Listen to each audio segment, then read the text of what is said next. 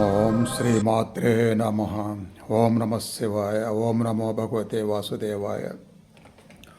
కుండలిని సాధన గురించి, కుండలిని సబ్జెక్ట్ గురించి అనేక సంవత్సరాల నుంచి నేను ఈ ఛానల్లో చెప్తూనే ఉన్నాను. అయితే ఈరోజు నేను ఒక కొత్త విషయం చెప్పబోతున్నాను.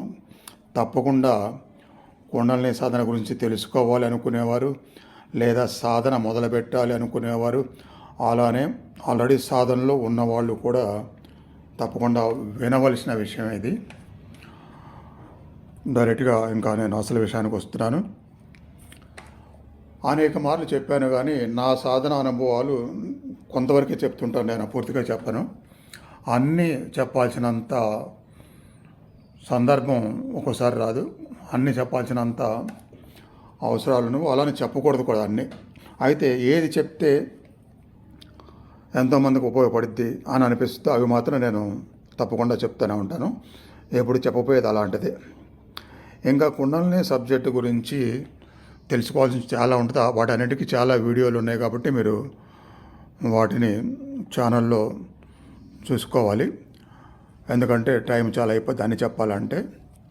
అది చూసుకున్న తర్వాత మీరు తెలిసింది కాబట్టి సబ్జెక్టు, అప్పుడు మీరు సాధన చేయాలనుకుంటే మొదలు పెట్టవచ్చు.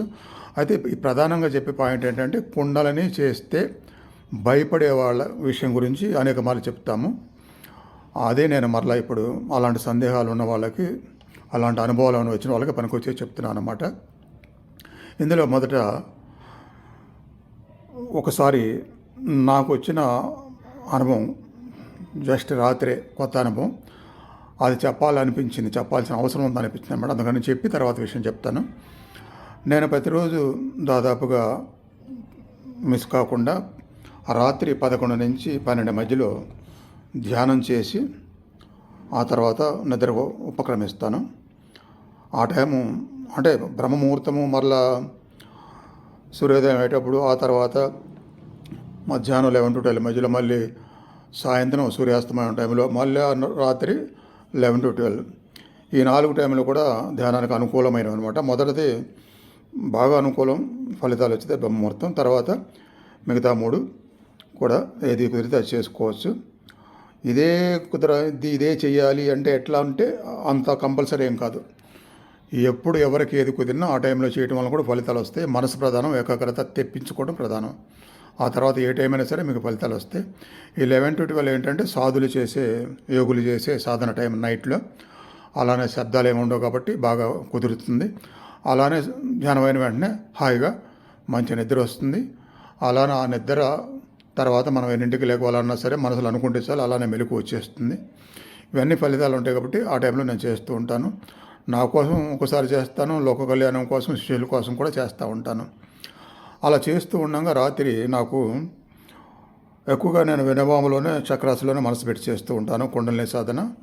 నా ద్వారా చేసే వాళ్ళకు కూడా అదే చెప్తుంటాను. నా ద్వారా చేసే వాళ్ళకి దాదాపు 30 సంవత్సరాల నుంచి చేస్తున్నా. ఎవరికి కూడా ఎలాంటి సైడ్ ఎఫెక్ట్స్ రాలేదు, ఎలాంటి భయాలు ఎప్పుడూ జరగలేదు. ఎందుకంటే వాళ్ళు గురువు ద్వారా చేస్తున్నారు కాబట్టి ఎవరికి ఏది జరగదు. అలా కొత్తగా చేసే వాళ్ళు మీరు కూడా సబ్జెక్ట్ తెలుసుకోండి. నా ద్వారా మీరు ఏది కావాలని తెలుసుకోవచ్చు, సాధన చేసుకోవచ్చు. ఇంకా నేను ఆ 11-12 మధ్యలో చేస్తూ ఉండగా ఒక హాఫ్ అన్ అవర్ గడిచి ఉంటుంది. నాకు ఆలోచన రహిత స్థితి వచ్చింది. అంటే పూర్తిగా మనసు ధ్యానంలో అలా పూర్తిగా లయం అయిన తర్వాత జరిగింది ఏంటంటే, వెన్నబొమ్మలో మనసు పెట్టి లయం అయ్యాను కాబట్టి ధ్యానంలో కానీ నా వెనక కనపడింది. ఎలా కనపడింది? 2 చేతులు నా వెన్నబొమ్మ మీద ఒక మాదిరి స్పర్శతో, మరీ గట్టిగా కాదు, మరీ లైట్గా కాదు, ఒక మాదిరి స్పర్శతో ఆ 2 అరచేతులు నా వెన్నబొమ్మ మీద వెనక వైపు టచ్ అయినాయి అన్నమాట. అంటే స్పర్శతో నాకు తగిలినాయి. అట్లా నేను చక్రాసులో ప్లస్ అమ్మవారిని మనసులో పెట్టుకున్నాను కాబట్టి ఆ చేతులు నాకు అమ్మవారి చేతులాగానే అనిపించినాయి. అలా జరిగినప్పుడు వెంటనే నాకు అలా టచ్ అయిన మరుక్షణమే నాకేం జరిగిందంటే, అప్పటి వరకు ఏమి తెలియకుండా ఉన్నటువంటి నాకు ఒక్కసారిగా ఒళ్ళు జలతరించినట్టుగా అనిపించింది. అంటే బాగా చలికాలంలో చలిగాలికి బయటికి వెళ్ళి ఆ గాలి ఒంటి మీద తగిలి తుప్పరేదన్న మీద పడితే ఒళ్ళు ఒక్కసారిగా చలికి జలతరించినట్టుగా అనుకుంటాం కదా, అలా అయింది శరీరం. అనుభవం వెనక నుంచి మొదలై శరీరం మొత్తం అలా అయింది. అయితే నాకు ఇవన్నీ ఎన్నో సంవత్సరాల నుంచి ఇలాంటి ఎన్నో జరిగినాయి కాబట్టి భయాలు అంటూ నాకంటూ ఉండవు. ఇదే వేరే వాళ్ళకి జరిగితే వెంటనే భయపడతారనమాట. అలా భయపడాల్సిన పని లేదు. ఆ జరగగానే నాకు ధ్యానంలో నుంచి స్పృహ బయటకు వచ్చింది. వచ్చినప్పుడు ఎలా ఉంది శరీర స్థితి అంటే శరీరం అంతా తేలిగ్గా, ఆ నైట్ అనేది లేకుండా, మొత్తం అనేది లేకుండా ఒక్కసారిగా పూర్తి అలర్ట్గా, ఆ లైట్తో పాటే అలర్ట్గా, ఎనర్జీగా అని అనిపించింది. ఆ తర్వాత మళ్ళీ మామూలుగా ధ్యానంలో వెళ్ళి మళ్ళీ మామూలుగా నిద్రలోకి వెళ్ళాను. ఇలా అవడానికి కారణం ఏంటి? ఇలా వేరే వాళ్ళకైతే ఎందుకు భయపడతారు, ఎందుకు భయపడకూడదు, అది నేను చెప్తాను.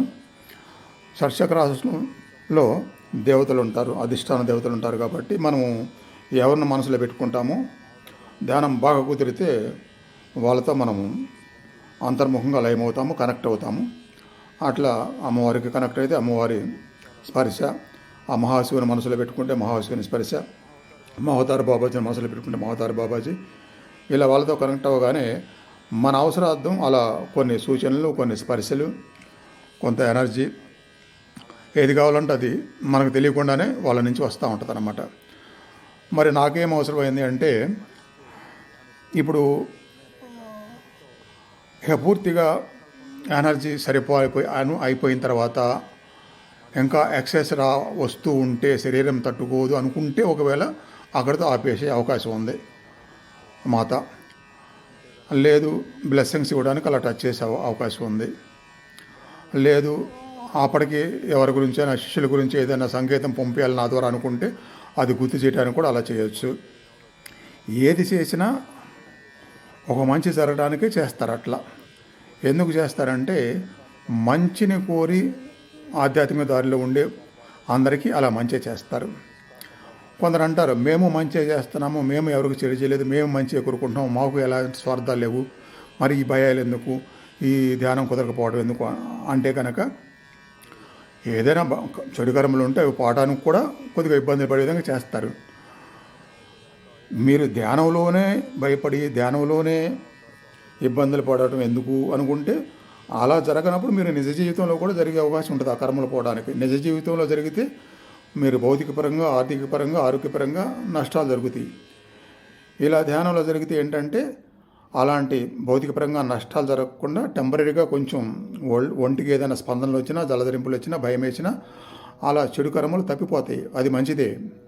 ఇది అర్థం కాక చాలామంది భయపడిపోయి ఆ భయాన్ని పెంచుకొని ఇక ధ్యానాన్ని వదిలేసి లేదా ఆ భయాన్ని ప్రతిసారి గుర్తు చేసుకుంటూ జీవితంలో కూడా నష్టాలు వచ్చేట్టుగా చేసుకుంటారు.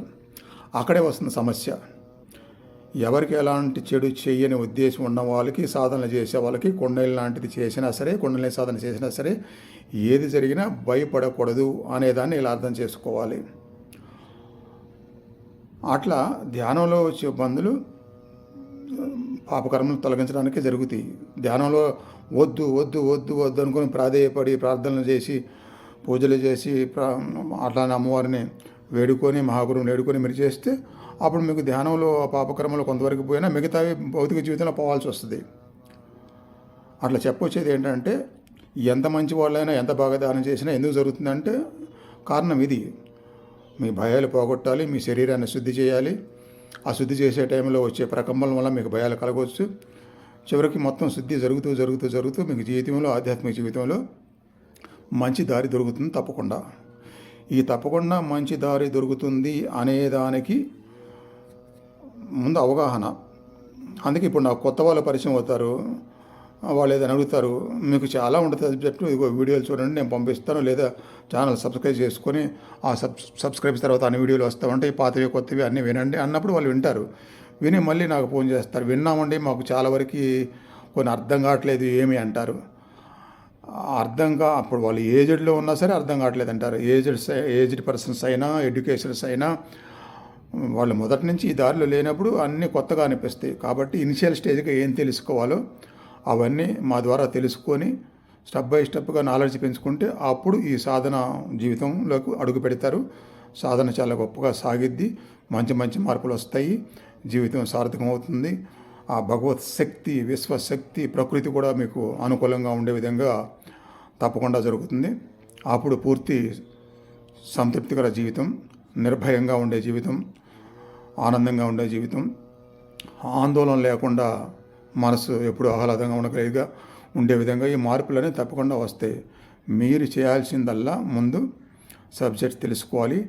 నేను నా కోసం నన్ను ఉద్ధరించుకోవడానికి ఎవరికి ఎలాంటి చెడు చేయకుండా కేవలం మంచి మనస్తత్వంతో సాధన చేయదలుచుకున్నాను.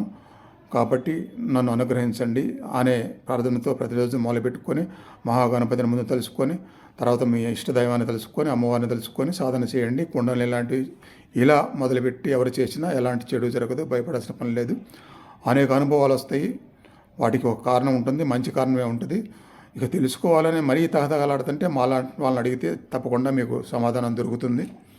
అలా మీరు కొనసాగిస్తూ ఉండవచ్చు సాధారణ, ఎక్కడ ఆగకుండా. మధ్యలో వదిలేస్తే అది సాధారణ జీవితం, అందరిలాంటి జీవితమే. అప్ అండ్ డౌన్స్ ఉంటా ఉంటాయి, సుఖదుఖాలు. అప్ అండ్ డౌన్స్ లేకుండా ఎప్పుడు సంతృప్తిగా ఉండాలి. ఒక నిర్దిష్టమైన అవగాహనకు వచ్చి సాధనలో ముందుకు సాగాలంటే మాత్రం సబ్జెక్ట్ తెలుసుకోవాలి, మంచి మనస్తత్వంతో ఉండాలి, సాధన మొదలుపెట్టాలి, గురువు ఆధ్వర్యంలో ఉంటూ ఉండాలి. ఇంకా అక్కడ ఢోకా లేకుండా మీరు మంచి సాధనా జీవితంలో ముందుకు సాగుతూ ఉంటారు. చెప్పిన విషయాలన్నీ అర్థమైనాయి అనుకుంటాను. మళ్ళీ మళ్ళీ వినండి. సాధనా ప్రపంచంలోకి అడుగు పెట్టండి. ఒక కొత్త ప్రపంచం, కొత్త జీవితం, కొత్త మనస్సు, కొత్త శరీరము అన్నీ కూడా మీకు కొత్తగా మార్పులు వచ్చి జీవితం అంటే ఇది కదా, ఇంతకుముందు వరకు ఉన్న జీవితం కాదు, ఇది జీవితం అనేంత గొప్ప మార్పులు తప్పకుండా మీకు వస్తాయి. కాబట్టి నమ్మండి, అర్థం చేసుకోండి, మొదలుపెట్టండి. మీ వెంట ఎవరు కోరుకుంటారో వాళ్ళందరి వెంట నేను ఉంటాను. అలా ఇష్టపడి ఎంతోమంది చేస్తున్నారు, వాళ్ళ వెంట నేను ఉంటూనే ఉన్నాను. కొత్త వాళ్ళు కూడా నమ్మకం పెట్టి మొదలుపెట్టారంటే మీ వెంట కూడా నేను ఉంటాను.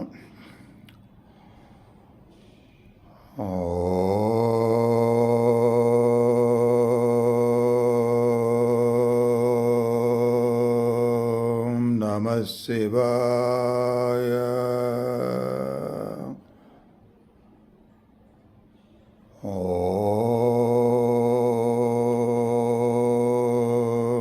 శ్రీమాత్రే నమః. ఓం నమో భగవతే వాసుదేవాయ. ఈ వీడియో నచ్చిన వాళ్ళు, కొత్త వాళ్ళు అయితే సబ్స్క్రైబ్ చేసుకోండి. చాలామందికి పనికి వస్తుందని అనిపిస్తే మీకు తెలిసిన అందరికీ, ఇష్టపడే వాళ్ళకి షేర్ చేయండి. మీ సంశయాల్ని, మీ మనసులో ఉన్నదాన్ని కామెంట్ రూపంలో నాకు తెలియచేయండి. ఛానల్ లైక్ చేయండి. ఓం నమః శివాయ.